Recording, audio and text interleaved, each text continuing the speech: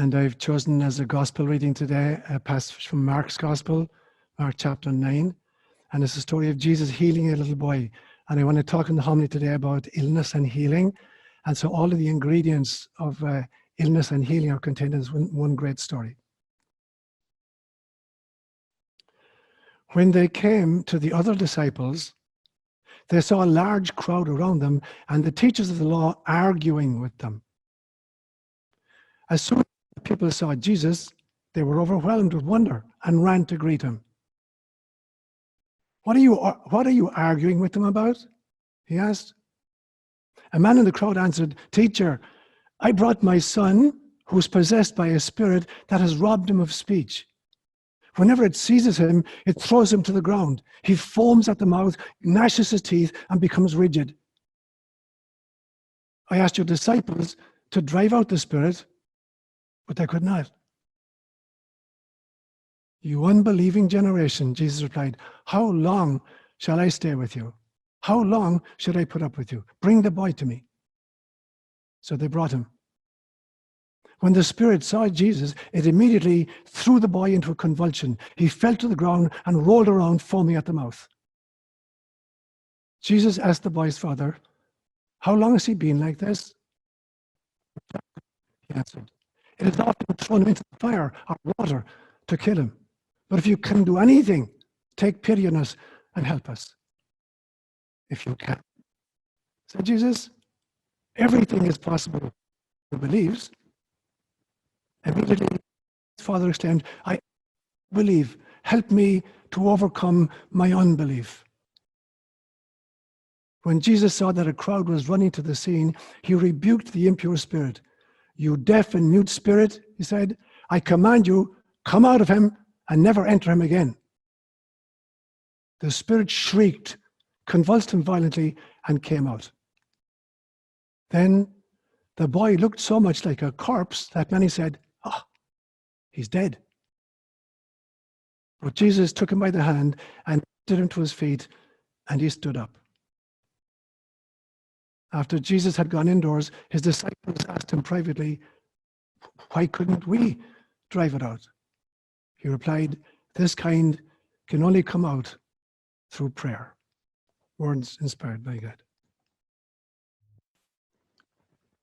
In a psychology practice, sometimes if I'm working with a client who is suffering from any kind of an illness, whether it's emotional or mental or physical or sociological, and they begin asking the questions, "Why is this happening to me? No, I don't deserve this. Why did it happen in this particular fashion?"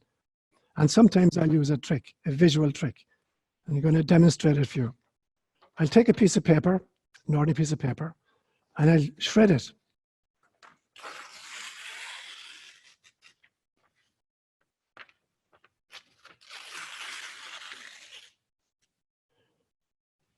And I put this piece of paper to the client and I'll say, "If with one tug you can separate this sheet of paper into 3 separate pieces, I'll give you $10. And I think it's the easiest money they're ever going to make. So I give it to them and they go. And of course you can't separate the 3. The paper will always give at the weakest point. And so I say to them, every single one of us has a weakest point. And if there's enough stress comes on the system, it'll break at that point. And that's true for the individual person, it's true for the family system, it's true for a community, and it's true even for our species.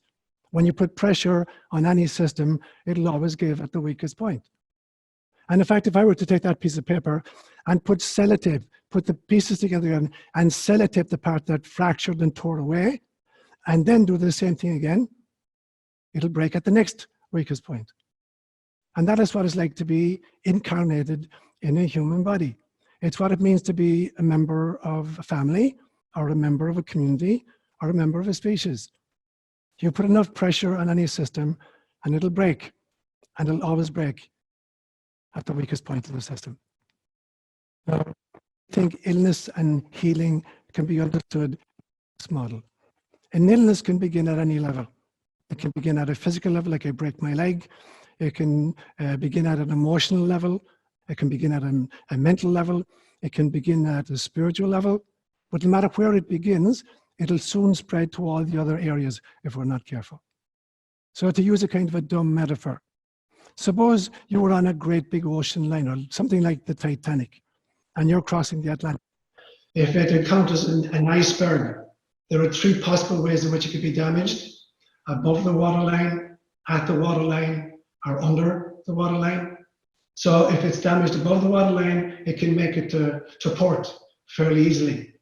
If it's damaged at the waterline, it's going to start sinking, but it's sinking slowly, and it may get to port or certainly survive long enough to be rescued.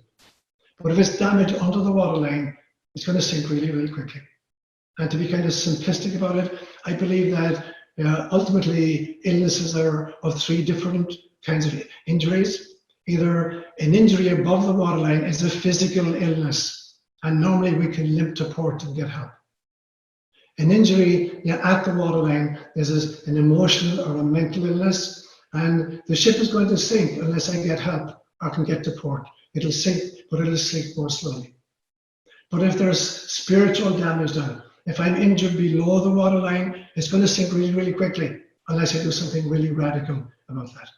And unfortunately, most models of illness and healing, they don't take spirit into account, which is why I picked the reading of Jesus today, the spiritual understanding of healing. Now, when I look at world history and I trawl it and harvest it for all the great kind of theories of illness and theories of healing, going way back to shamanism, and its belief system about the loss of soul and kind of that you heal somebody by recovering their soul. Or you go back to the Greeks, their great healing modalities, or Ayurveda in India, or Chinese medicine, and then up to our own times, maybe naturopathy, homeopathy, bacterial notions of the origin of illness. So of all of these, I want to focus just today on three parts. So basically, I'm going to make 3 points. I'm going to look at a homeopathic theory of illness and healing. And then secondly, I'm going to look at a kind of a bacterial theory of illness and healing. And then finally, my own version, my own theory of illness and healing. So they're the 3 points I make. So let me begin with a homeopathic theory of illness and of healing. Samuel Hahnemann was a German physician born in 1755, and he came up with an extraordinary, elegant, and powerful method of understanding illness and of healing. So looking at how an embryo develops in utero, what he could see was that an embryo develops, he used the Latin phrases cephalocaudally and proximo-distally. So as an embryo is developing in utero, it begins from the head, the brain develops first and then the spinal column, so cephalocaudally from the top to the bottom, and proximo-distally from the inside to the outside. The inside begins first, and then we have hands and legs that develop from it. So he believed that healing follows the same trajectory, that all great healing is cephalocaudal and proximo-distal. It begins in the head and spreads downwards and from the inside outward. And he believed that illness goes in exactly the opposite direction, that illness always starts at the outside and goes in from the feet up to the head.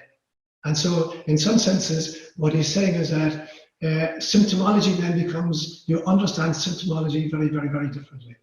So for instance, in Western medicine, allopathic medicine, the belief system is that symptoms are an indication of an underlying disorder, and so you have to repress the symptoms in order to deal with the underlying disorder.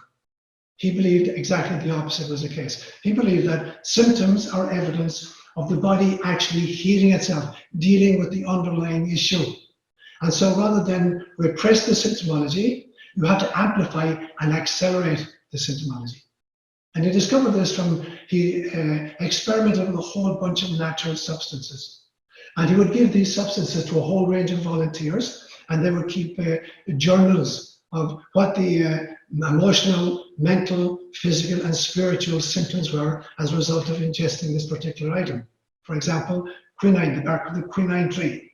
When he ingested quinine, he developed all the same symptoms as if he had malaria. And so he came up with this extraordinary law in Latin, similia similibus curentur, like cures like, which is what the term homeopathy means. As I said, from allopathy means treating something with the opposite. Homeopathy means treating something with the same thing. So if somebody presented to him with malaria, he would say, oh, when I took quinine bark, I developed all those kinds of symptoms. So if I give quinine out to that person, it will amplify and accelerate the symptoms, and the healing will happen much, much, much faster. So it's a totally different understanding of what symptoms represent. And that the way to deal with symptoms is to realize it's the body actually healing itself. So we must take a clue from the body, what the body is doing, and then accelerate that process and amplify that process. Now, he believed that, illnesses then begin outside, very often with physical conditions. And if what we do is we repress the symptomology, the illness will try to break out in some other physical way. And if we keep repressing the physical symptomology, the system has no alternative but to go inwards. So now it's going to start manifesting with emotional and mental disorders. And if we keep repressing that with all kinds of medication, ultimately there's only one place for the illness to go, and that's right into the core, into the spirit itself. So he says we're actually driving the illness deeper and deeper and deeper by repressing the symptomology.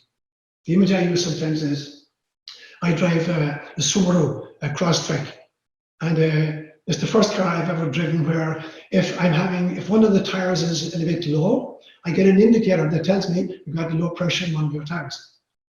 There's also now an oil gauge in it if I'm running oil or running out of oil. And there's a gauge obviously for the gasoline if I'm running out of gasoline.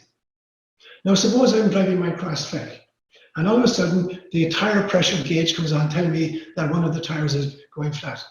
And it's really annoying. I see this light flashing in my face. So I'm an electrician, so I disconnect the section that tells me about the tire and I keep driving. And after a few miles, so all of a sudden the oil gauge tells me I'm running out of oil and it's flashing furiously in my face and it's really annoying. And so I go in and I snip the wire that's connected to the oil gauge and I keep driving. And then at some stage, the gas tank says to me, you're running on fumes, you're going to be empty very quickly. And that light is flashing and that's really annoying. So I snip that. So now I'm driving without any indications of the health of the car, and all of a sudden there's smoke billowing out. I've blown my engine, I got a flat tire, I've ruined my wheel, and I'm out of gas. I wonder, how could that happen? It happened, of course, because I got all the previous indicators and I ignored all of them. And so for Hahnemann's system, the symptomology is an indication that the system is trying to deal with the underlying issue and have to cooperate with that. So I'm totally convinced then when I took that story of Jesus today and how he interrogated the Father, he wanted to know what the history of this was, and then he cast out the demon. And that seems like really, really kind of primitive to think that illnesses are caused by spirits or demon possession or something. But he's really onto something really, really deeply important. If we don't start every healing process from spirit, from the realization that we are souls on safari, that we're spirits in spacesuits, that we're bite-sized bits of God who volunteered for a human incarnation, if we don't start the healing process there, healing is not going to work. And if we keep disconnecting the signals that are telling us what the body is trying to indicate to us, we're not going to heal. So that would be the kind of the homeopathic version of illness and healing. So I want to look now at a second great system, a kind of a bacterial theory of illness and healing. And then three kind of characters in this model. One is a guy called Ignaz Semmelweis, who was born in 1818. He was a Hungarian doctor, brilliant guy. And he worked actually in the main hospital in Vienna, in Austria. He had a very high position there. And what he noticed was he was training doctors, and they'd be on rotation. Sometimes rotation would take them into 3 autopsies on dead bodies. And then, half an hour later, they'd be delivering the labor ward. And what he discovered was that when he looked at the deliveries done by doctors as distinct from deliveries done by midwives, that the mortality rate was 6 times greater when babies were delivered by the doctors. And he figured out very, very quickly what was happening. That these doctors were going from one situation, like, doing an autopsy, and then half an hour later in the delivery ward, delivering a baby. And so he believed that they needed really to clean their hands. And the medical community went spare on him. They were outraged. How dare you insinuate that gentlemen, doctors, have dirty hands? And so he got fired. He couldn't be employed in any hospital in Europe. So he got angry and angry and started writing all these letters to obstetricians in various hospitals. And finally, he was, against his own will, put into a lunatic asylum where he was beaten and died within 14 days from the beatings he received.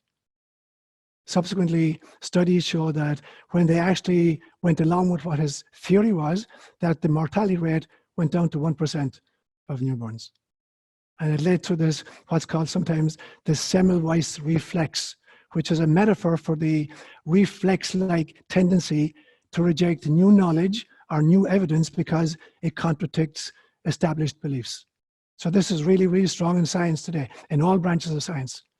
At one time, Max Planck said, science, progresses one funeral at a time. Until the old belief systems die off with the old scientists, the new systems can't come in. And so he was the first great character to understand that there is a place in which germs are responsible for, for illnesses. Louis Pasteur was born about 4 years after Semmelweis. And he really proposed the theory of the germ theory of illness and was very successful in his times. But it led to the kind of subsequently the use of antibiotics and vaccines to treat illnesses in the belief system that all illnesses was created by germs or microbes. Saw lots of opportunity for making big money from this, and this is the origins of big pharma. The idea that every illness can be cured by some kind of a magic pill, that you attack the system from the outside. And in fact, they took it into industrialized farming. And eventually, this model of germ warfare, it captured medicine and it captured even agriculture in our times. And any effort to try to think it differently is poo-pooed. In fact, I was doing a search a few days ago when I was preparing for this homily. And one of the things I've seen again and again and again with big, search engines like Google and Wikipedia, they're completely biased against any kind of alternative science or alternative medicine. The very beginning of the section when I Googled Samuel Hahnemann, and Wikipedia says Samuel Hahnemann, was a German doctor who established, a pseudoscience called homeopathy. And that's the mindset that you have when you're trying to deal with real healing modalities. So after Pasteur, actually he was born about 4 or 5 years before Pasteur, was a guy called Claude Bernard, also a Frenchman. And Pasteur himself were actually really, really good friends, but had totally different models of the origin of illness. Claude Bernard pointed out that the body is trying constantly to maintain a homeostasis, a balance, because in the body, in the blood, and in the gut, at any stage, there are literally billions of bacteria and viruses present. So we're not all the time. Was that it's the body's balance that makes the difference. When a body is well managed, you're eating properly, you're exercising regularly. When the body is really balanced, it can deal with all these assaults from microbes of various kinds. It's only when it gets out of balance that one of these will take over. And they argued throughout their lives. And he believed really looking at lifestyle, diet, sleep patterns, earthing, literally getting out and walking the earth, maintaining the body, that's the best protection against any kind of illness, because the illnesses and the microbes are there to be anyway. And there's a story that Pasteur on his deathbed said, I now realize Bernard was right. Microbes are nothing. The inner environment is everything. It's the terrain in which the microbes find themselves that determine whether it's going to lead to an illness or just something that you develop immunity to and become. So I've looked at the homeopathic model of illness and healing, and I've looked at the kind of the bacterial theory of illness and healing.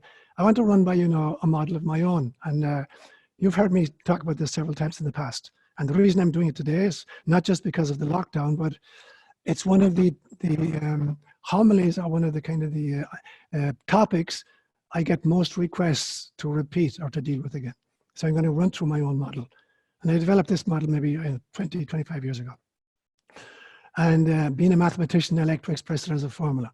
So I believe that illness is a 6-factor equation. It's AX1 plus BX2 plus CX3 plus DX4 plus EX5 plus FX6 equals to an illness. And those 6 factors, X1 through X6. X1 is genetics. X2 is environmental influence. X3 is lifestyle. X4 is mindset. X5 is karma. And X6 is the bodhisattva dimension. So I'm going to run through those rather quickly now and explain what I mean. So I believe that, and I do this with my clients fairly frequently, somebody presents with an illness, whether it's an emotional, mental or physical illness. And I say to them, I want you to go home and just do this exercise, just from the top of your head. Write down these 6 pieces and then assign, a percentage to each of them. So say, for instance, how much of this illness do I believe is genetic predisposition? How much do I think is environmental influence? What percentage do I think is my lifestyle? What percentage comes from my mindset? What percentage is karmic? And what percentage is the bodhisattva? Just from the top of your head. You don't have to do any science, just listen to your gut and ask yourself, what percentage do I think is responsible for each part? Because this is really important in the healing modality subsequently. So when I talk about genetics, what am I talking about? I mean that there are some, for instance, some peoples, like tribal groups or cultures, who are more susceptible to one kind of illness rather than another. So the African American community in our country is much more likely to develop diabetes than a Caucasian American in this culture. Among Ashkenazi Jews, they're much more likely to get Tay-Sachs disease than the rest of us. And so there are groups which are predisposed, their weak point when you tear the paper, that's where it's going to give. Then you see that families, that, particular kinds of illnesses seem to run in families. Like some families appear to have a lot of cancers, or other families seem to suffer strokes, or other families seem to be dealing with heart issues. So it seems like that there's a family piece to this puzzle. And certainly even within a family, there are individual unique differences. And that has to do with somehow with some kind of a genetic predisposition. So that would be X1 for me. X2 would be the environment. And by environment, I mean everything from the in utero environment to the postpartum environment. So in utero, for instance, is the mother a smoker? Is she doing drugs? Is she living in a very fearful state? Is she subject to domestic violence? So all of those will affect, the development of the child in utero. And once the child is born, what kind of environment is the child living? What kinds of toxins is she exposed to? Whether it's from the ground, the air, the water, whatever. And when this child is, in her neighborhood or in school, is it a safe place to be in? Or are there metal detectors before she can enter her classroom? So what kind of psychological pressures are on this child? So that would be the environment. That would be a second factor in determining what illnesses we're going to be subject to. Third one would be lifestyle. So for instance, my diet. If my diet is, French fries and hamburgers, and I sit all day with the remote control, just, channel surfing. If I don't do exercise, and if the range of my social contacts is very limited, or I have contact only with people, who are not living good lifestyles. So my lifestyle is a third important factor of the illnesses. The fourth one, and a hugely important one in my experience, is the mindset, epigenetics. Because what we're finding out now that much more than the genes or genetics, epigenetics is much more an influence on what illnesses happen. So the neurons in the brain, for instance, they're like watchdogs. They're coordinating the responses of the body to all kinds of insults, internal and external. They're coordinators and watchdogs, but they are not controllers. The mind does not control it. It's got an influence, but all of the parts of the body are free to respond as they will. And typically the neurons will give one of two messages to the other cell and say, guys, here's my advice. The advice is one of two things. Either grow and flourish because the environment is safe, or batten down the hatches, defend yourself, and shut down because it's dangerous times. And so typically the body can't do both at the same time. It can't flourish and grow at the same time that it's knuckled down and shut down. So it becomes really, really important what the mind is doing. So we know that the brain, the nervous system, in fact, bifurcates into two systems and then subsequently divides again, the parasympathetic and the sympathetic branches of the nervous system. And one of them is a response to an immediate danger. It's tied to our reptilian brain in the back of the brain. And it's the fight or flight syndrome. When we're in immediate danger, then our eyes are going to dilate so we can drink in more visual information. Our hair stands on end. If you've ever seen a cat who's been attacked, what they do, they arch their back and they puff up their hair. They want to try to appear bigger to the predator than they actually are. And even as humans, we do that. So the hair still stands in the back of our heads or in the back of our necks when we're in danger. The blood flow goes to the muscles. It leaves the brain and goes to the muscles. So we can't think straight in fight or flight situations because the blood is needed to go to the periphery, to the musculature. Now, the same thing happens with, I think, with propaganda.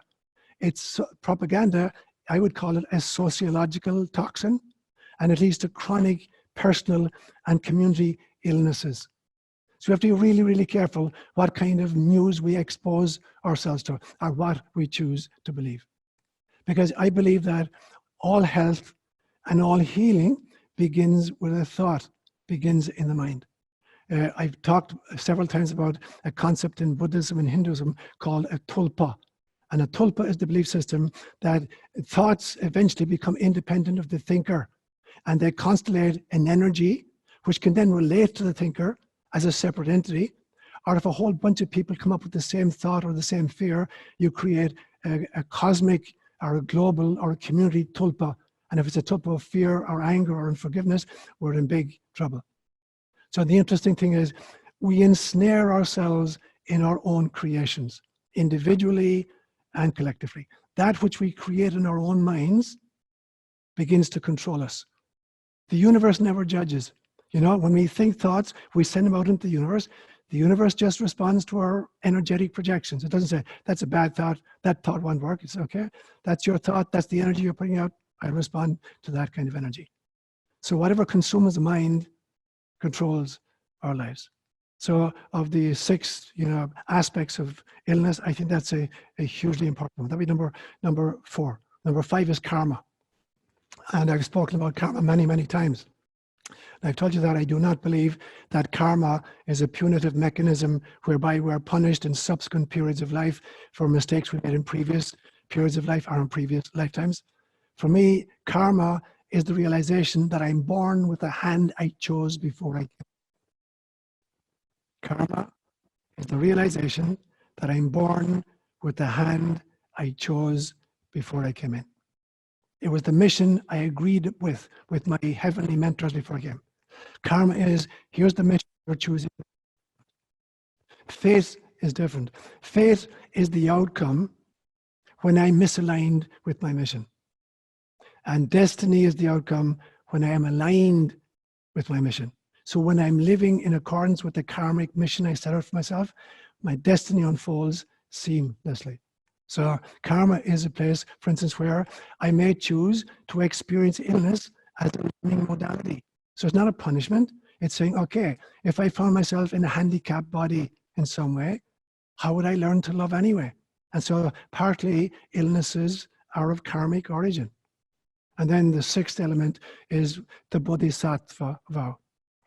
There's this beautiful teaching in Buddhism that some beings who are really, really evolved, like a Jesus figure or a Buddha figure, even though they've worked off all the lessons they've needed to learn, they've learned already. They don't need to come back to planet Earth. They've graduated Earth school. But they keep coming back while there's any sentient being who's still asleep. And so they keep coming back to wake up the rest of us. Now, I think actually that every single one of us has a little bit of the bodhisattva in us. That to the extent that we're prepared to act altruistically, that we're demonstrating a bodhisattva dimension to our characters. And so it might well be, for instance, that somebody out of compassion for the human condition might agree to be subject to a particular kind of an illness in order to afford science and medicine the opportunity to study it and to deal with it. So it may be done out of pure compassion. So if I were to kind of summarize my own theory of illness and healing, what I would say is that it becomes really important to differentiate between the etiology of an illness and the purpose of an illness. The etiology is, how did this illness happen? And the purpose is, why did this illness happen? So the etiology has to do with genetics, environment, mindset, and you know, the lifestyle. That has to do with the etiology. But the purpose has to do with karma and the bodhisattva vow. And what I've seen in my psychology practice and working as a priest is that, in some senses, if my illness is primarily sort or two, if it's genetical or environmental, science will figure that out eventually. If my illness is about lifestyle or mindset, it is totally within my power to heal myself completely of that particular illness, if it's primarily of lifestyle or mindset origin. And if the illness is either karmic or bodhisattva, I'm not going to cure it. This was the soul's agreement coming in, and neither medicine nor any personal efforts are going to make a difference then, because the soul is not going to be tripped up. It's volunteered for a mission, and if this particular illness was part of my karmic mission or part of my bodhisattva vow, then I will continue to experience that and to deal with it, which is not to say I can't heal from it. Once I've learned the lesson of it, I may heal. So for me, there's a big difference then between etiology, you know, and the purpose of an illness. Now at the end then by saying, okay, I don't want to just give you a model of illness.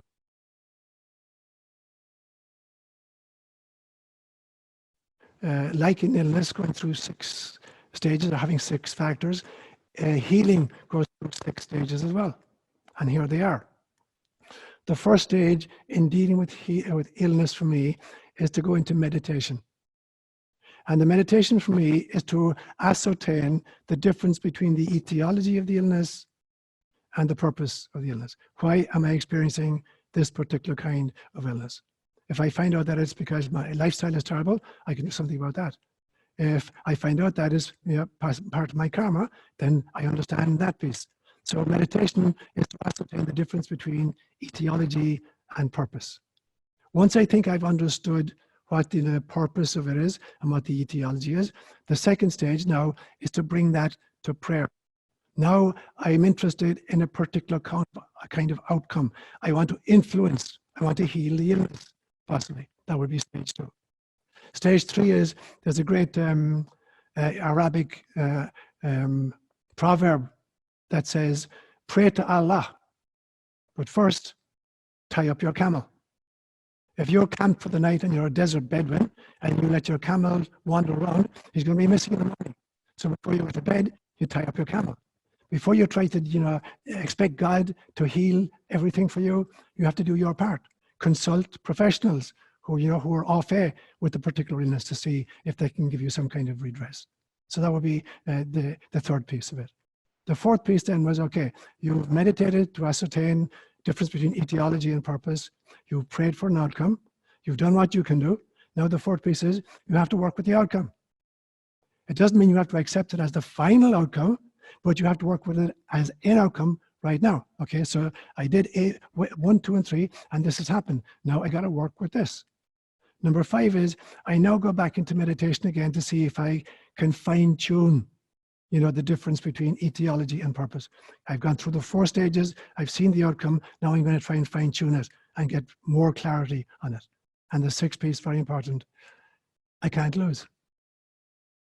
If I've done all these pieces, if I've meditated, if I've prayed, if I've sought help, if I've worked with the outcome, if I fine tuned it, whatever the final outcome is, I now realize this was part of my mission. So I can't lose. I'm right on track. If I heal, that's great. That's a bonus. If I don't heal, I'm right on track because this was part of my intention. And say one final note just on the prayer part of it, of this 6 stages, the prayer part of it. So how do you organize your prayer? There's a healing intention, either for myself or somebody else. Either I'm trying to pray for somebody else for their healing or for myself for healing. And for me, there are 4 stages to that. And the first stage is I have to totally cleanse my heart of all anger, of all fear, of all anxiety, and of all unforgiveness. There is no way I can direct, a healing light to somebody if it's coming from a compromised heart. I have to totally clean out, do a quick review of my life and find out against whom am I holding anger or hatred? Or about what am I feeling anxious right now? I have to cleanse that out of my heart. The second stage then is I got to fill up that space with compassion, the realization that we're all bite-sized pieces of God. We're all simply God in drag. We're all manifestations of the same source. That's what compassion really means. Number 3 is I now have to create a laserized intentionality, not a kind of a toss it off. I want to play for Michael Murphy and Allihies in County Cork. I have to have a focused intention where I can see this person and I can direct my compassion towards them. And the 4th one is trust, the complete trust that the ideal outcome will emerge. I've quoted this science formula several times. The force of attraction between 2 heavenly bodies, like a planet and its moon, is m1 multiplied by m2 divided by r squared. m1 is the mass of the planet, m2 is the mass of the moon, and r is the difference between them, or the kind of the separation between them, the distance between them. So if you multiply the 2 masses and divide it by the square of the distance between them, it tells you what the force of attraction is. Now, if you can increase the size, the mass of either, you increase the force. If you can shrink the distance between them, you increase the force. The distance is trust. And that's what Jesus was saying. How long am I going to be with you? If you have faith, all things are possible. Faith for Jesus was not just an intellectual appreciation of a dogmatic decree. It was a heartfelt trusting in the possibility. It's the way in which a little infant totally trusts the mother who's suckling him. Absolute trust. There's not the slightest doubt in the child's mind that this woman loves me and will provide for me. And so finally, trust has to do with the realization that we would never have agreed to incarnation if we didn't have the guarantee that all of the resources for success would be given us in the course of our lifetimes. That's what trust means. So that's my model of illness and of healing. I'm going to call on Trish. What, in your estimation, is the weakness of the Homo sapiens sapien family? A brilliant question, Trish. What is the weakness of Homo sapiens sapien family? So to give a bit of background on it, Homo sapiens developed about 200 years ago. They were rational animals, but they had no language. Homo sapiens sapiens emerged about 70,000 years ago. And for the first time ever, an animal emerged, or a hominid emerged, that had language capacities, who could form symbols in their own mind and manipulate these symbols intracranially. So linguistics followed. What's the weakness? It seems like an extraordinary advance, and it is in some ways. But I want to connect that up to the story of the Tower of Babel. You know, the story where allegedly humans are trying to construct a building that will reach the heavens. And God is really upset about this, the chutzpah. Now, at this stage in the Jewish history, they didn't believe in a single God. So there's a conversation goes on among the gods and says, look what human beings are doing. Look at that for chutzpah. So let's deal with this chutzpah. So let's go down and confuse their tongues. Now, the belief system was, according to this, that all humans spoke a single language. But now it's been fragmented, and in the 20th century, we had 7,000 different languages. So language was this great benefit, but it was the weak point in the paper. And by that I mean that as we developed language skills, we lost our intuitive capacities. So animals have a much greater ability, they kind of to read minds. In fact, I was planning to do an entire homily on this at some stage, to look at the difference between pre-linguistic languages and post-linguistic languages. What have we lost because of our ability to articulate and to verbalize and even to write what we mean? And the loss, I think, is that we have gradually grown away from our intuitive capacities. In the same way that I see, for instance, a lot of kids in school right now, they can't spell anymore because there's a spell check. And they can't calculate anymore because they've got calculators. When I was in school in the 1940s and 50s, we had to do math in our head and we had to know how to spell. Now we don't have to do that. There's a spell check and a calculator. So we're using our abilities to do arithmetic and to do spelling. And by the same token, gradually, I believe, we lost our capacity to listen to our intuition and to be able to kind of literally it was a telepathic ability to download entire bunches of information from one mind to the other without having to go through the strainer of a vocalization.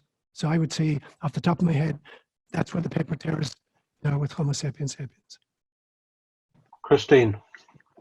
We are surrounded today by so many frequencies of all kinds, including, you know, the cell towers and the cell phones, and especially in this time of lockdown, many children and people in my life are reporting symptoms of continuous exposure to these electromagnetics, which includes, you know, the powers in the house and includes all the devices, and then the networks close to the house and the towers. Can you comment on that? Because Yes, it's almost like an electrification of our energies in our bodies. Sure, sure. And I know that that two great expertises that you have, Christine, have to do with the microbiome, of which you're an expert, and that you've got a real, concern about this issue, and I join you in this concern, and for several reasons. As I've looked at the impact of the industrialization of the West, beginning in the 1760s, more and more it's delivered us extraordinary benefits: transport, communications, medical advances, all these things. But we've paid a huge price for all of these. So we're like kids in a candy store. We can't get enough. We keep gorging ourselves, and we're not prepared to look at the fact that, oh my God, I'm developing diabetes. I wonder why that is. And I ignore the fact that I'm obese, that I'm picking out on chocolates nonstop, because this is so good, I can't give it up. I'm not prepared to see a connection between my eating habits and my diabetes. And so very, very often in our West, we're not prepared to look at alternate science. And this for me again is the Semmelweis reflex, the reflex-like tendency to reject new evidence or new knowledge because it contradicts established belief systems. The established belief system is that science is always good. Everything science does is beneficial to humanity, whether that's GMO crops or pesticides or the chemtrails in the sky or the 5G or whatever it is. It's science, it must be good, and we're not going to countenance any scientific evidence that suggests otherwise. And so a lot of these discussions are being deplatformed. Agree with the viewpoint. It's another thing to not allow a person to express their viewpoint. And to me, when I look at some of the platforms, I mentioned, for instance, Wikipedia and Google in their treatment of alternative science or alternative, medical models. They're talking about Samuel Hahnemann as a pseudo-scientist. So this is very, very typical. Whether, blackball stuff, or you deplatform it, so there's no room for dialogue or the exchange of ideas anymore. And my basic concerns about everything that's facing us as a species right now, including the 5G stuff, there's evidence out there suggesting that it is really harmful. There are other scientists claiming there is no evidence for it. These people need to be talking to each other. There needs to be public dialogue on all these issues: GMO crops, overfishing the waters, chemtrails in our skies. Maybe the science will say yes, maybe the science will say no. But it should be real science into which all of us are allowed to participate. Anybody who's making decisions that are affecting 7.5 billion people without their being either consulted or even informed at some stage, that's a conspiracy. My definition of a conspiracy is that when two or more people make a decision that affects the well-being of other people who are neither consulted nor informed, that is a conspiracy. So we need open dialogue on all these issues. We have to find out, where does real science come down on these issues? But real science has to be open to people with all perspectives and all their data. Call upon Patricia and Joe. Good morning, Sean. Morning, Joe. As you know, I love Wikipedia as a starting place. And I am open to, through many sources of Christine, Patricia, you, my daughter, my son, to many, many different things that challenge traditional science. And it's nice to have, but it for me is a starting place on something that I have no idea of. And it doesn't mean that it's conclusive. Would you say that possible bias for the weakness of Wikipedia is that it relies on kind of commonly accepted science? Or do you think there's enough diversity in there to balance or to open up alternative theories? what's your opinion on that? Great question, Joe. And I know this is an issue that's very dear to your heart because you're a searcher and a seeker, and you have been as long as I've known you. There are two issues there for me. The first one is that any public forum, is predicated on some kind of an algorithm. What gets included, what does not get included. So we know, for instance, that Facebook and Google and a lot of these things, they're operating on particular algorithms. And the algorithms can be defined any way the owners wish it. So there's already a built-in bias in the algorithm itself that will, allow particular kinds of information or data to come in and refuse others, or even when they allow data in, that they begin with a statement like, this is pseudoscience, but we're going to tell you what the pseudoscience says. So that's the first point I would make. The algorithm itself determines, what data is allowed and what weighting data are given, depending on their sources. But much more importantly, and I say this out of complete love for you, Joe, I'm going to come up with a crazy metaphor. Alice and Betty are two women. Alice is very highly educated, but she's monolingual. But she has a PhD in English literature, and she's completely conversant with, the entire history of English literature, completely conversant enough with it all. But she's never learned another language. And she encounters Betty. And Betty is an African woman who speaks 6 languages. And Betty is a very brilliant woman as well. But Betty is speaking languages that Alice doesn't understand. And because Alice doesn't understand Betty's languages, she presumes Betty is just talking gibberish. It can't be meaningful. If it were meaningful, I'd understand it. So since I can't understand it, she's only pretending to speak a language, not really a language. Now, that's the situation I find myself in vis-a-vis what I would call materialistic science. Science is only one arm of inquiry. It's an important arm, but it's only one arm. It's one language. I need to learn that language, and I have learned that language. My undergraduate work was in mathematics and physics, and my graduate work was in statistics and research. So I speak that language really fluently. I also grew up with a grandfather in a house which was bilingual, drinking in Irish mythology. I spent 14 years living with wonderful people in East Africa, where I got exposed to the mythology of the Tugen people, the Kipsigis people, and the Nandi people, and I learned their languages. And so it feels to me like I have other languages available to me. I've also been working with my dreams. I work with my visions. I spend lots of time out in nature. And so it feels like these are other languages, there are other arms that science needs to employ in order to understand the reality of the universe in which we find ourselves. If I insist on speaking only one language, or just privileging one language and deciding that if it can't be articulated in my language, then it's either meaningless or of less value. So I really appeal to you, Joe, and to everybody else. Use all of the faculties you have in your inquiry. Don't just be stuck with one modality. Don't just be stuck in your intellect, and you've got a great intellect. You dream, you have visions, you spend time in nature. You're the loving father of children and a loving grandfather of grandkids. Learn from them as well. And use all of those as ways of gathering your data as you construct your models of reality. Call upon Michael. Thank you for these models of illness and healing. The examples that you've used are about the individual. Right. And I'm wondering if you've done any meditation on collective humanity and what we're experiencing right now with COVID-19, and if you have any insights on that. That's a great question, Michael, and indeed I have.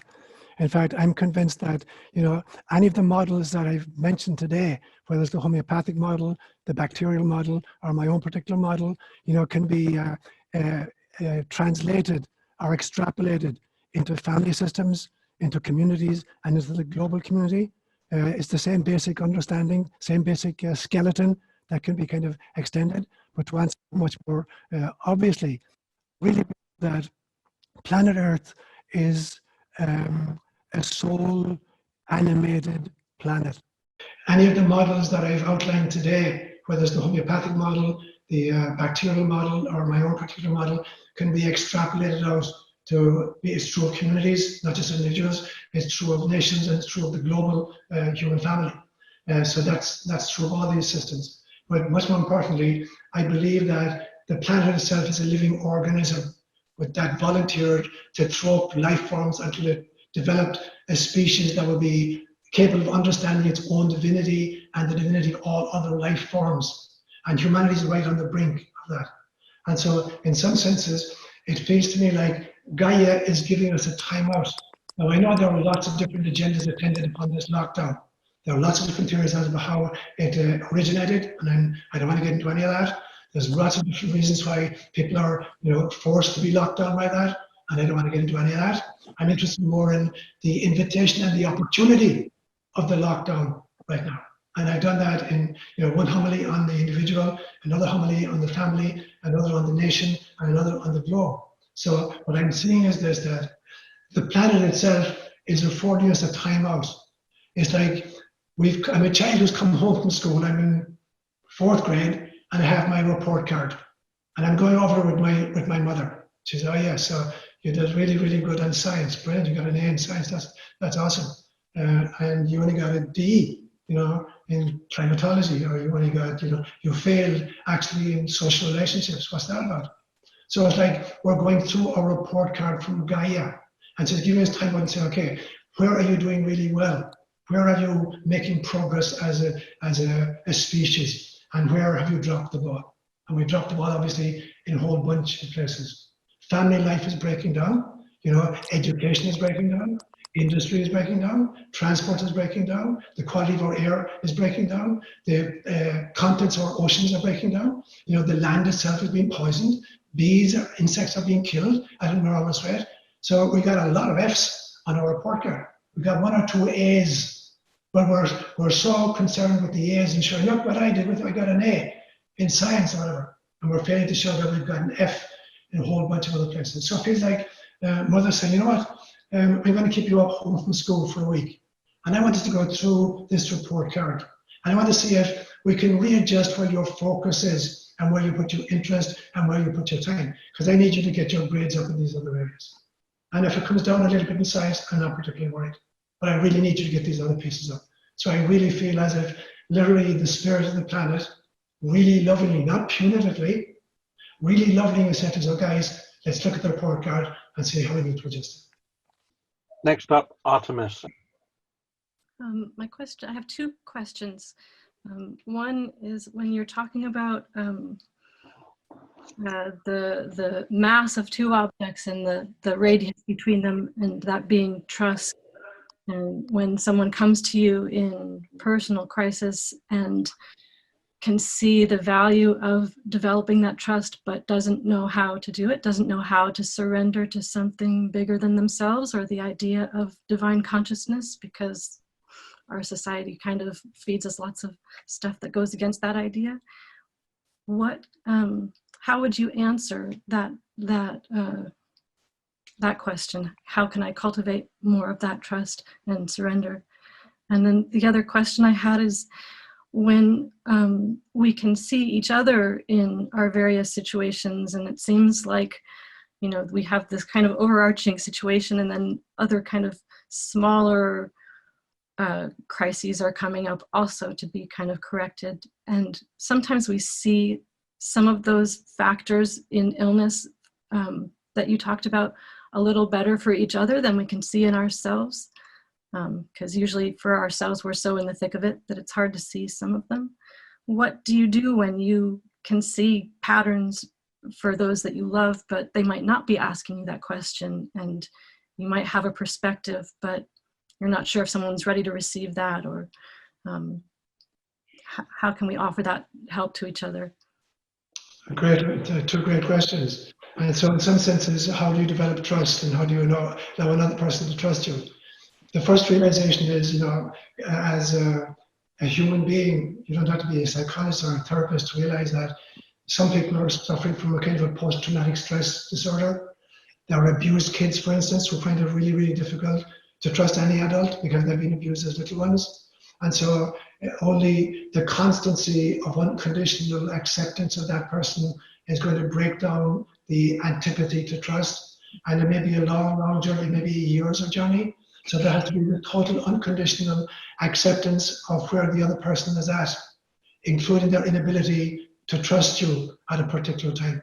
But you still have to demonstrate the kind of unconditional acceptance of who they are right now, accepting them where they're at. It's not that you're saying, I love you if you can get your stuff together. I love you where you're at right now, and I want you to envision a future for yourself that feels even better to you. But in the meantime, I'm just going to hold a container, and eventually perhaps the defenses will come down and the trust will begin to emerge. It's a long, long process. And so the unconditional love on the part of you who wants to be of assistance, that's really important. And you have to demonstrate in your own life the fruits of that mindset that you're developed, that you are the kind of person they couldn't trust if they were looking at it scientifically, that you're demonstrating all of the qualities of somebody who is trustworthy. So that's I would say about the first one. The second one, what was the second one again? Remind me very briefly. When we can see patterns for someone else. Right. So it's very important. One of the basic ways that we grow is a feedback mechanism. And there are several forms of feedback. There is what I call spontaneous feedback. We do something, we say, oh my God, what happened there? And then I examine, what did I do to cause what's just happened? So it's spontaneous kind of feedback.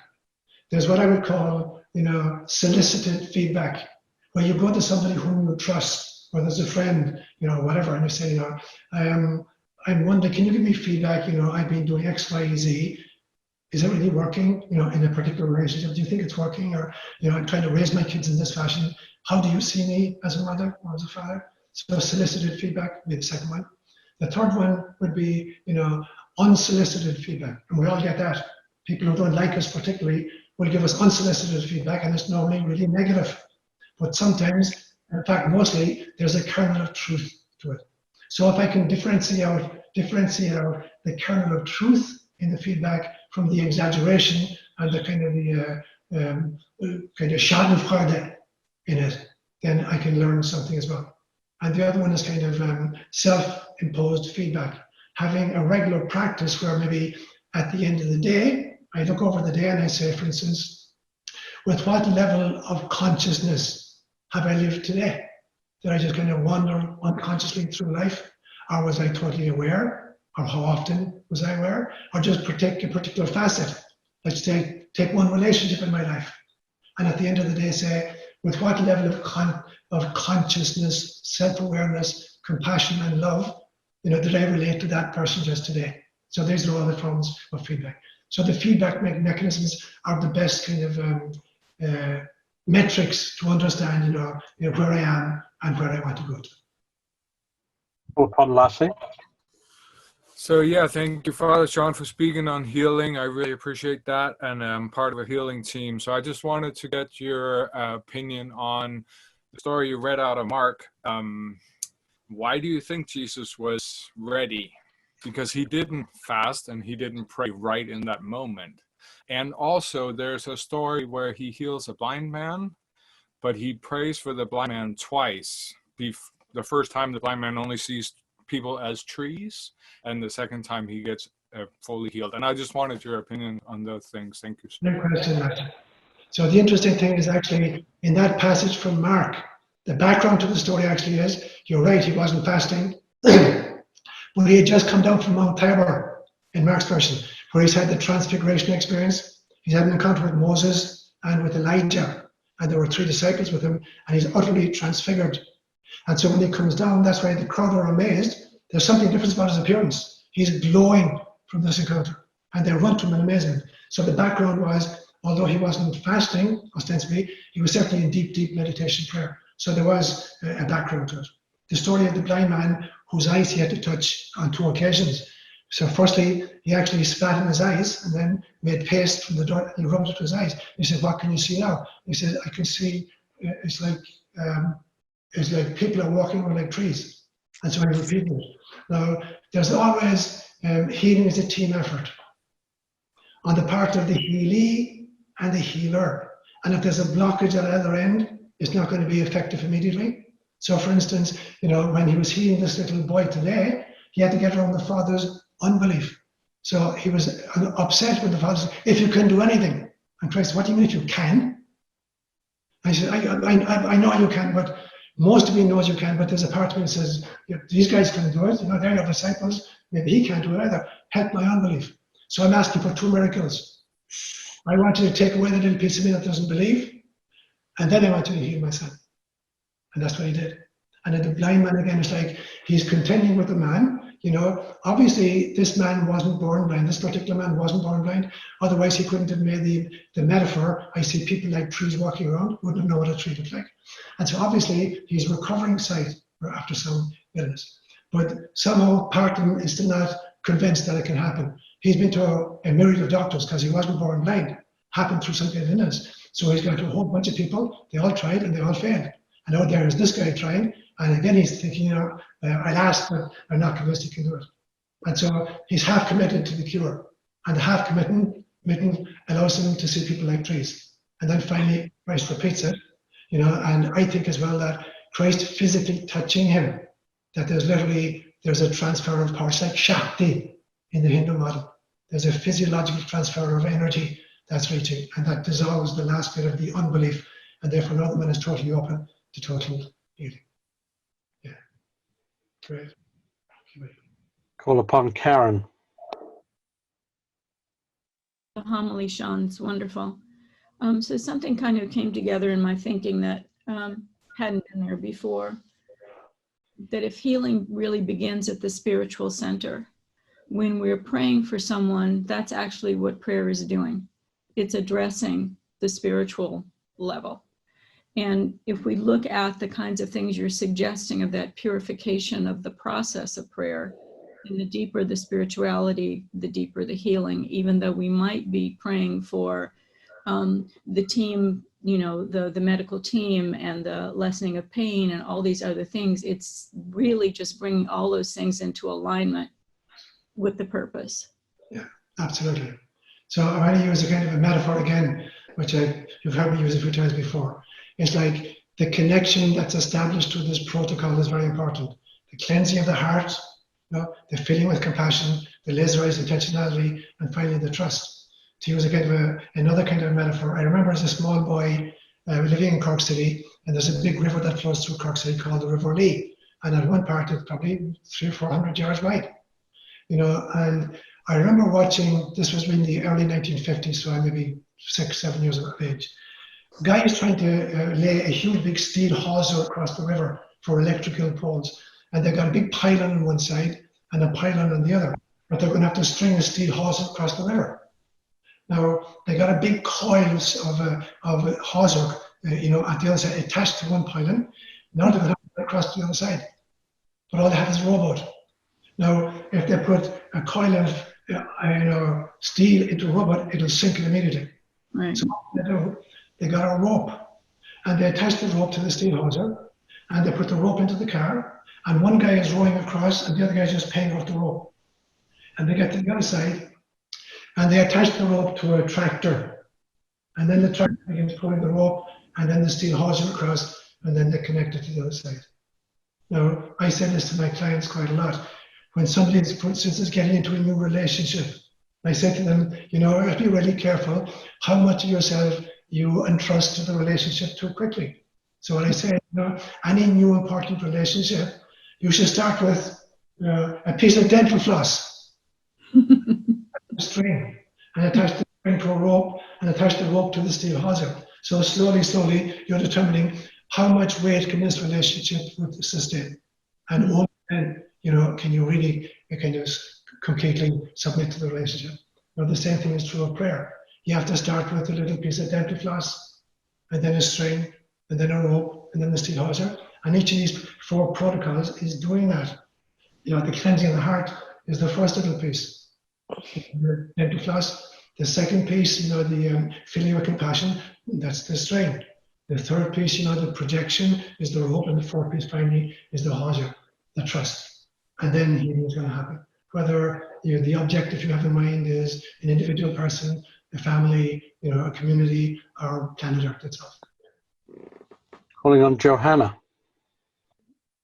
For this system of how to view illness, and also, the reason behind possibly all of the illness right now.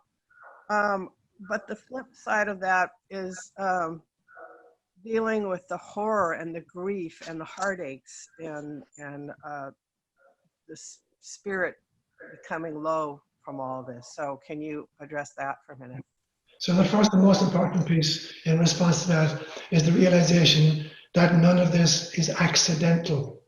You know, we create the future with every thought we think, with every word we speak, with every action we engage in as individuals and as a family. And we inherit all of the thoughts, all of the words, and all of the actions of previous generations, including ourselves in previous incarnations. And so the situation into which we parachuted is the net result of all of the behavior of all of the participants throughout all of time. But we volunteered to be here, knowing exactly what the possibilities were. Now, I don't believe that we come in a predetermined plot and a predetermined script. We know the history of the individuals involved and the world into which we are coming. So we know that there's a pretty good chance that particular kinds of events are going to unfold. But we still came in because we had the equipment and the resources and the love in order to deal with that. And part of that is the realization that most of us are asleep. Most of us forget who we are, who God is, who my neighbor is, and what my purpose is. So we're trying to deal with something without knowing who's dealing with it, who else is dealing with it, why I'm dealing with it, and what God's role in this entire thing is. So it's like we're trying to create a jigsaw puzzle, and we actually haven't any pieces. We're trying to cut out pieces of paper from the newspaper and formulate some kind of a jigsaw puzzle. So the first and most important thing is we have to go back to basics, to the preconception contract and the personal cosmology. That explains who God is, who you are, who your neighbor is, and what your mission is. The realization that the reactions to what's happening right now are the inevitable outcome of being in a very stressful situation in a physical body which has particular limitations, in an intellect that's particularly limited, with particular kinds of predispositions in our emotions, and that's the hand we chose. That was our karmic hand. That's exactly the hand we wanted to play, and now it's here. The question is now, is it going to wind up as my fate or as my destiny? Will I misalign myself with my mission by overreacting against the pain and vicissitude, or will I accept it as my purpose and then arrive at my destination as individuals, as communities, and as a world community? We have to totally reframe it. Otherwise, I'm never going to get a handle on dealing with my own reactions to it or providing any kinds of solutions for the bigger population. Call upon Carol. So this is a very meaningful homily for me because of my cancer situation. And I feel like I've used a lot of the elements of your healing model so far with the meditation, the prayer, doing my part the best way I know how, working with whatever outcome is coming, but maybe this is part of my preconception contract. Maybe it's because of, hang on a minute, stress related to Aaron's death, my son's death, stressful working for many years. Maybe it's a combination of both. No matter how much I look at it, I don't know the reason. And like Carolyn Mace said at one point, you may never know, give up the need to know why. Because you may never know. So I'm kind of at that place, but I'm very confused about how to work with it, because I really don't know if I'm going to survive. I don't know that part. And how do you deal with the fear? Is it prayer? Is it meditation? I work with Eckhart Tolle, stay in the moment, all that stuff. What does one do to continue to work with this situation? My heart goes out to you, Carolyn. I've known you for 25, 30 years through the death of your son and subsequently. So I would just disagree very slightly with Carolyn Mays when she says give up the need to know, why. I would say give up the need to know how. How did it happen, but not why. Why has to do with your purpose and your mission. So you need to ask why. You don't need to know, obviously, the how. What were the ingredients that went into you being where you are right now? You don't need to know that, but what you need to do is to why You know, you've done everything right. You've been through so many rounds of chemotherapy. You know, you've been really committed to lifestyle changes, whatever. So it's not for me to tell you, you know, what the reasons are. Just maybe to invite you into that exercise. You know, to just look at those 6 factors, for instance, and say, okay, if I were to ascribe, you know, percentages to these 6 factors, you know, to account for my, you know, life situation, especially my cancer, you know, how much would be genetics, what percentage?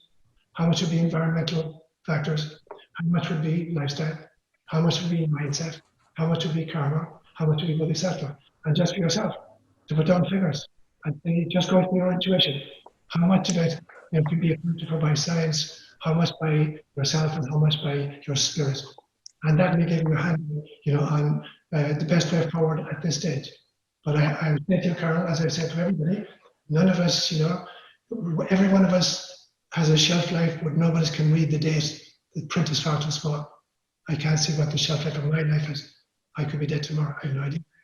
All I can say is that, you know, today I'm alive, and today I know who I am. I know who God is. You know, I know who my neighbor is, and I know what my mission is.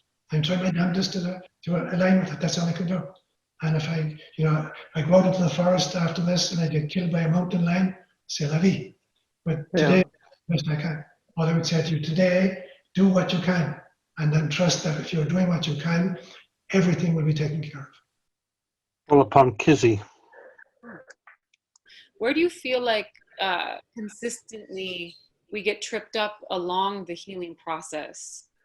You know, I'm hearing, like I said, since you've been answering questions, I'm like, it sounds like the prayer part is a part that can get, where people can get really stuck. But I'm just curious, any insight and or advice around where you consistently see you know, people kind of you know, stop sabotaging, I guess, that healing process for themselves.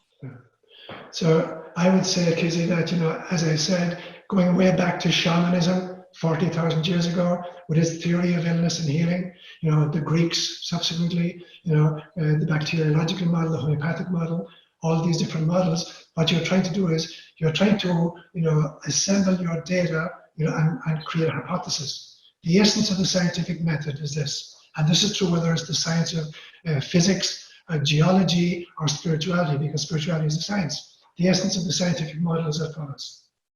Any scientist in our field will firstly make a whole bunch of observations. Number one.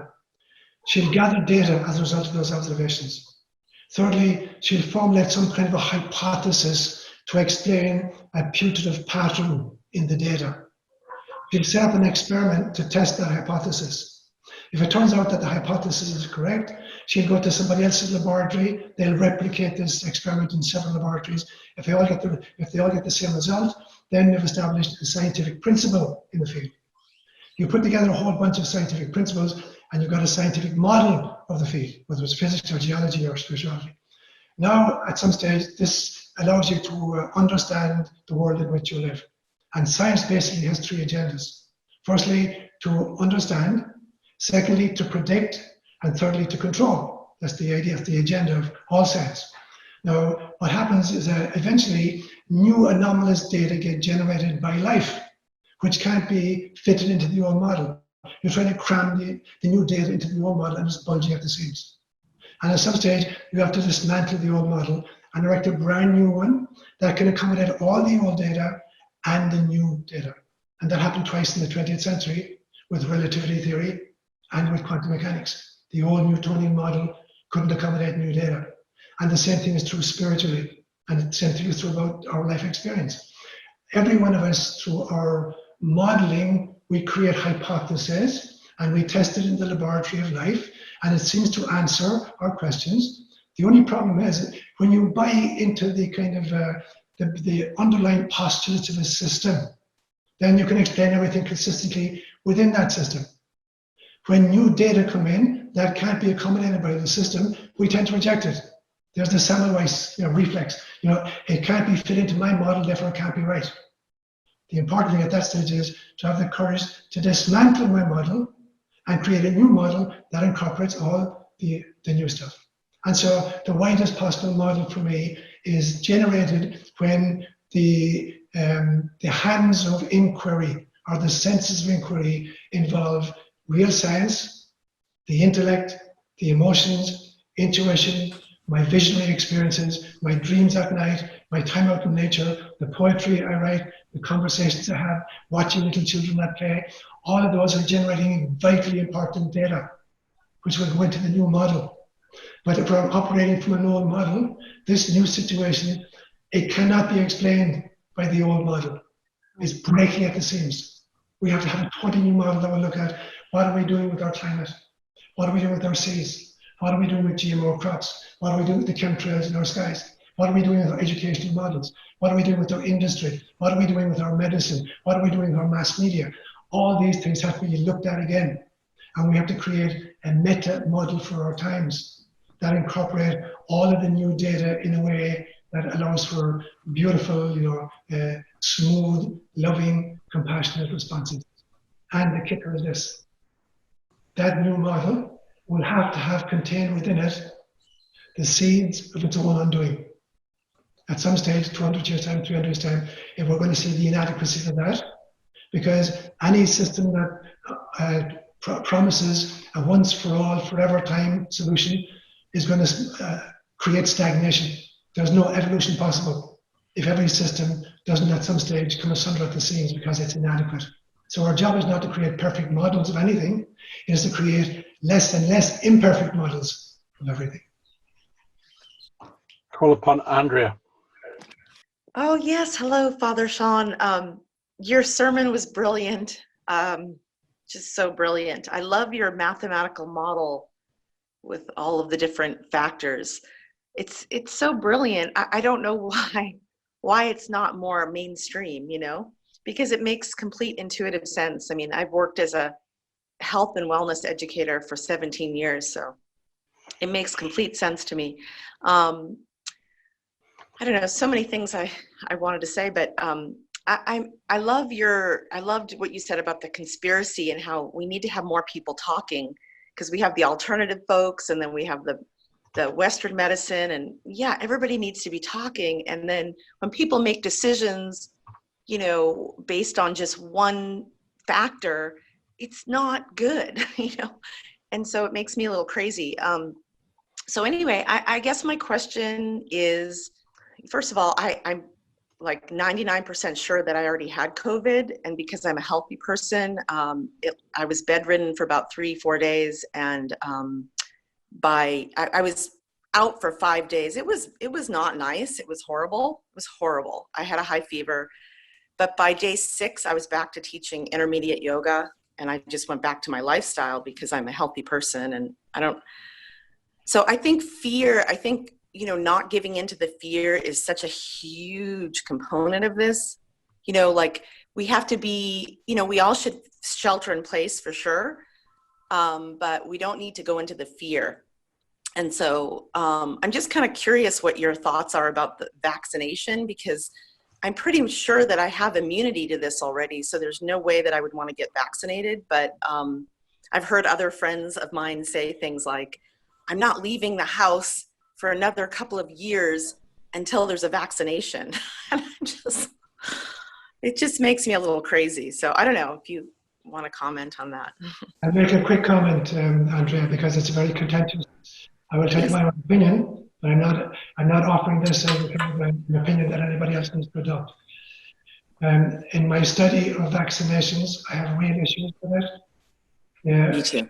Things have developed natural immunities by kids going out and playing in the dirt. The reason that little babies put everything in their mouths is that children are born without any immunity to anything. Mm-hmm. And are immunized by their mother's milk, firstly, and then by putting everything in their mouth. So they're training their bodies to identify foreign objects. And in actual fact, and I didn't realize this until a few weeks ago when I did some study of it, the tonsils, the function of the tonsils, it is the first place in which an external is tasted by a child in order to learn its ingredients. So it can then teach the immune system how to deal with it. When you take out the tonsils, for instance, it's like the early warning system is taken out of the child. So children are getting it through breast milk, they're getting it through and putting stuff in their mouths. They're getting it through playing outside. They're getting it through, playing with other kids in school and bringing home all kinds of flus and stuff. Now, my real concern, and I'm not saying leave the house immediately, I'm saying is we're actually, by hoping that we can isolate ourselves in perpetuity, so we're not, exposed to anything, we're actually degrading our immune system. And then we're hoping that some kind of foreign injection is going to cure everything, and it's not, because it goes along with so many other elements, of which there's either no scientific evidence or bad evidence that is contraindicated. Because what I'm learning as well is that everything, you can take a vaccination orally, because the throat has several different levels. Its mucus contains several different levels of immune responses. So the throat is dealing with the stuff. It's the first line of defense. When you bypass the throat and you go through the skin, there's no defense against the foreign agent that you're introducing into the body. And so vaccinations orally is very different from vaccinations done with a needle. So I'm going to just finish by saying that's my own personal research. I'm not imposing this on anybody, but I'm saying, it is another perspective, which brings me back to the first point you made, Andre. And that is the reason God creates is the only one reason God creates. God is, God knows who she is, and God loves whom she finds herself to be, but God cannot experience. God has to self-fracture, and God self-fractured into billions of kind life forms in order to adopt billions of perspectives on incarnation. The only way God can experience is by, creating beings to be able to experience on our behalf. We are God experiencing. We are the way in which God experiences. And God experiences through every single perspective. The perspective of a rock, the perspective of a kitten, the perspective of a king, the perspective of a Democrat or a Republican, or a Muslim or a Catholic. God is open to all those perspectives. That's how God experiences, not by shutting down any perspective. That's a bad perspective. I want to hear that. So it becomes really, really important for us. We have to listen to the other perspectives on COVID-19, on our elections, on interfaith dialogue, and every area of our life, we have to be open to different perspectives. And when perspectives get shut down, we're in real danger. Go ahead, Stefan. Hi, Father Sean. Thank you so much for your great message this morning. One alternative perspective that helped me to have a healthier view toward this whole virus epidemic situation is that one put forward by James Hildreth, MD from Johns Hopkins University College, is that exosomes are viruses are exosomes, and that is they come from within the cells, not from outside the body, they're expelled by the cells who've been exposed to a toxin. That's just a generalization, may not be totally accurate, but in addition to some genetic material that comes out of a cell as well. And the best prevention of being infected would be with the symptoms, which come from within the body, from the toxins in the body, is to detoxify your body and maybe take some supplements and make yourself stronger. Drink lots of water, clean up your body and that sort of thing. And so that seemed to be helpful for me. Thanks, Stefan. So I don't want to develop it just in a discussion of coronavirus, but I agree with you completely, Stefan, that it's the host that's either going to that's going to really determine the quality of my response to any infection, whether it's internally or externally generated. That a really healthy body is going to deal very effectively with any assault, and an unhealthy body is going to succumb really quickly to any assault.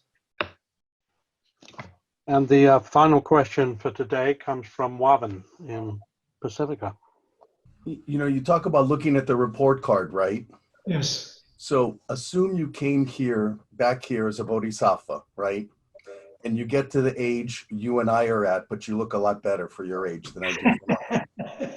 Okay. and you just decide, you know what, there's too many things on the report card to work about. I just want to cash in my 401k and move to Arizona and play golf. I'm done. And leave this to the young kids or whatever, because I'm almost out of this place, and I'll, you know, work on it on the next return trip. Can you just opt out and just like go back to the normal we had before? We just drove stuff and ate stuff and just lived, you know, like in the Matrix where you just ate the steak and you forgot, right? Can we just do that, please, or not?